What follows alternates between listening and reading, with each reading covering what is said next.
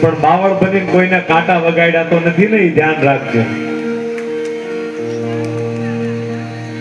જીવનમાં આજ ભીષ્માચાર્યને પોતાના જ્યારે કરેલા કર્મના આજ કર્મ જે બતાવ્યા ભગવાને, ત્યારે ખબર પડી કે ઓહો.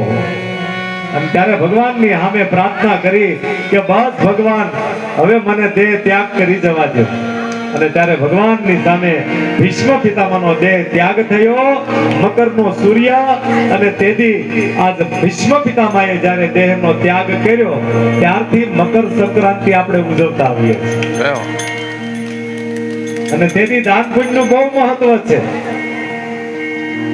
કારણ કે ભારતના એક મહાપુરુષ જેણે પોતાના પિતાની ઈચ્છાને ખાતર પોતાનું આખું જીવન બ્રહ્મચર્ય બનાવી દીધું. વિચાર કરો, એ દીકરા કેવા છે કે પોતાના પિતાની ઈચ્છા જે હોય એની માટે જો આખું જીવન બોલું કરી નાખવું, એટલે એ દીકરા કહેવાય. જય હો.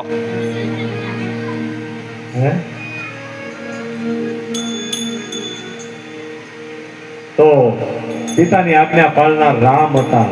પિતાની આજ્ઞા પાળો, દીકરા તો પિતાની આજ્ઞા પાળે. અને ઈ ભીષ્મ પિતામહે દેહ છોડ્યો.